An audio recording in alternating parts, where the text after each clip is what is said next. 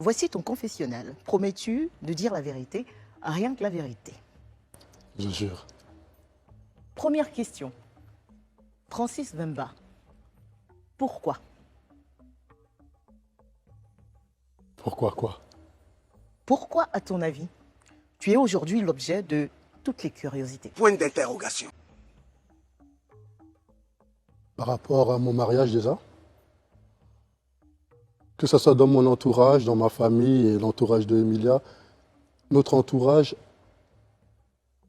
ont décidé qu'on ne pouvait pas être ensemble, qu'on ne devait pas être ensemble. Pourquoi tu dis ça? J'ai constaté, j'ai regardé tous ces mois de silence, je faisais qu'observer le comportement des uns et des autres, écouter. On apprend plus en écoutant qu'en parlant, donc je me suis tué afin d'écouter les rumeurs, les on-dit. J'ai réalisé ça. Et ça m'a permis aussi de faire le tri dans mon entourage. Moi et Emilia, on a commencé tous les deux. Il n'y avait personne, on a demandé la permission à personne. On a décidé de s'aimer tous les deux. Et lorsqu'on a décidé d'afficher ça aux yeux du monde, des personnes se sont dressées afin de pouvoir saboter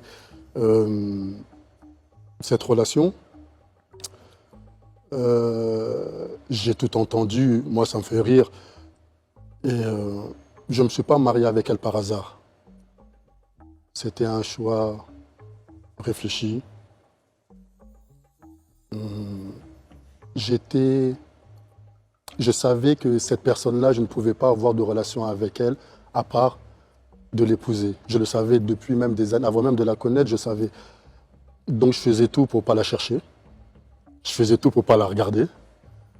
Et à mon anniversaire, c'était le 2 avril, la veille de mon anniversaire, le 2 avril 2020. Mon petit frère, il vient, il me ramène une photo et il me dit, cette fille-là, quand je la vois, je pense à toi. Et il me montre la photo d'Emilia, je dis non, pas elle. Il me dit pourquoi? Et je lui dis, c'est la seule femme qui peut me ramener à la mairie. Donc il faut me laisser m'amuser encore. Il m'a dit non, c'est elle, je dis non, pas elle. Et il a quand même fait en sorte qu'on puisse se connecter. Et la suite, on la connaît. Non, vous ne connaissez pas la suite. Tu veux nous la raconter? Oui, parce que des personnes ne peuvent pas, comment dirais-je, parler pour deux personnes qui ne connaissent pas. Je peux être dans un village et pianoter ce que je veux sur mon clavier, ça ne fait pas de moi une personne qui connaît la situation entre deux personnes. Les deux seules personnes qui ont le pouvoir de pouvoir décider dans cette relation, c'est moi et Emilia. Par exemple, ma mère n'est pas venue à mon mariage. Et ça a fait couler beaucoup d'encre. Oui, maintenant, la vérité, je vais vous la raconter. Pourquoi ta mère n'était pas présente à votre mariage? Point d'interrogation. Ma mère est très malade, elle ne pouvait pas tenir debout plus de 5 minutes.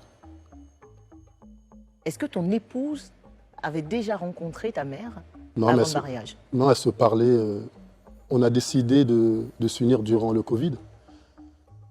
Et on aurait pu attendre, mais elle était déjà tombée enceinte. Et c'était important pour elle qu'elle puisse être mariée avant d'accoucher mon bébé.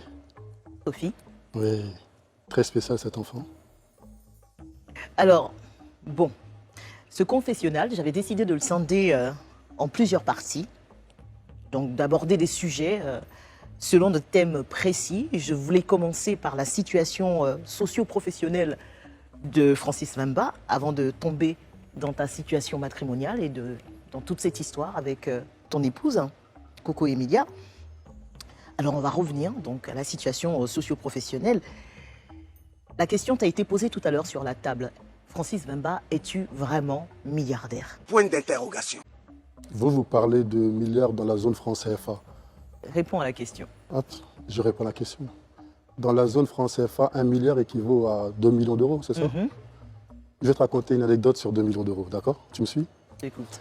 Beaucoup de Camerounais sont en train d'écrire du matin au soir sur moi, mais aucun n'a pu chercher ce qui était au bout de leur nez. J'ai une société minière au Cameroun depuis 2014. dont il y a 1 700 000 € d'investissement perdu, que j'ai appris durant mon mariage. Je n'avais pas mis les pieds au Cameroun pendant quelques temps. Et lorsque je reviens au Cameroun pour voir la situation de cette société, on me dit qu'il y avait un trou d'1 700 000 €. J'ai appris ça en direct avec Emilia. Emilia me dit, mais attends, depuis quand tu as laissé tout ça, etc., etc. On a discuté. Donc si on parle de la zone franc CFA, les 2 millions, 1 million, depuis, on ne parle même plus de ça. J'ai fini avec ça. Bon les amis, moi j'ai essayé d'écouter le grand maître. Je l'ai écouté un peu attentivement. C'est vrai que la vidéo qui vient de passer là, c'est pas toute la vidéo. Mais moi je vais m'accentuer un peu sur l'essentiel du début de la vidéo. Donc le gars dit, Francis Mbemba dit que les gens ont décidé que Coco et lui ne peuvent pas être ensemble.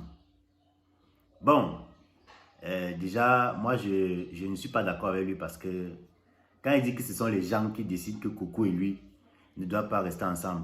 Et il continue en disant que il a pris le temps d'observer, il a pris du recul, il lisait tout ce que les gens écrivaient sur lui, en particulier les Camerounais. Parce qu'apparemment les Camerounais écrivent alors sur le grand maître, le GOAT.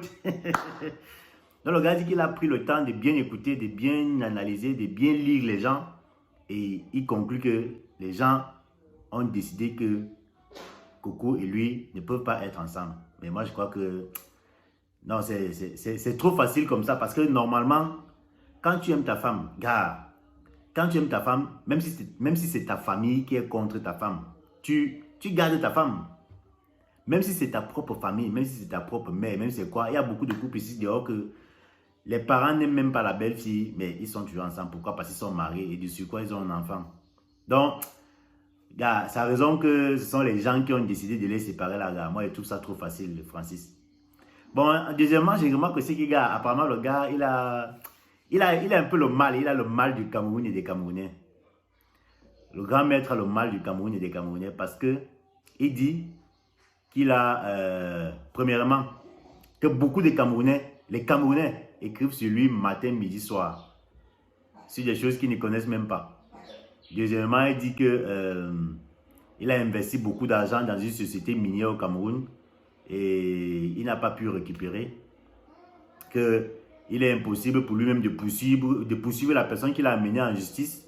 Il est impossible pour lui de le poursuivre parce que c'est une personne qui est bien placée dans le cadre il est politiquement bien placé au Cameroun. Voilà, c'est ce qu'il a dit. Donc, il a perdu ses investissements au Cameroun. Il est impossible pour lui de poursuivre la personne en justice. Et les Camerounais passent le temps à écrire sur lui matin, midi, soir.